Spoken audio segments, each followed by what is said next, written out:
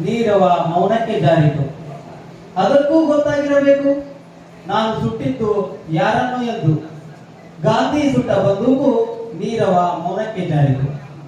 ಈ ಮೊದಲು ಅನೇಕರು ಈ ಬಂದೂಕಿಗೆ ಬಲಿಯಾಗಿರಬಹುದು.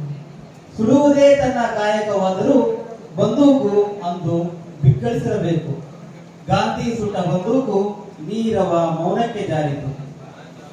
ಜಗತ್ತಿಗೆ ಅಹಿಂಸೆ ಸತ್ಯಾಗ್ರಹ ಪರಿಚಯಿಸಿದ ಬರೀ ಮೈ ಫಕೀರನ ಸುಟ್ಟ ಪಾಪ ಪ್ರಜ್ಞೆ ಕಾಡಿರಬೇಕು. ಬರೀ ಮೈ ಫಕೀರನ ಸುಟ್ಟ ಪಾಪ ಪ್ರಜ್ಞೆ ಕಾಡಿರಬೇಕು. ಗಾಂಧಿ ಸುಟ್ಟ ಬಂದೂಕಿಗೆ ಪ್ರಾಯಶ್ಚಿತ್ತವಿಲ್ಲ.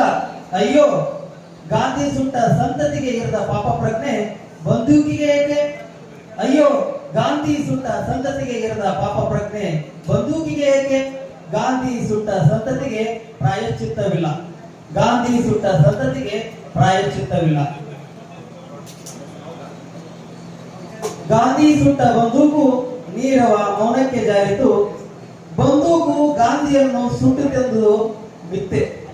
ಬಂದೂಕು ಗಾಂಧಿಯನ್ನು ಸುಟ್ಟಿತೆಂಬುದು ಮಿಥ್ಯೆ.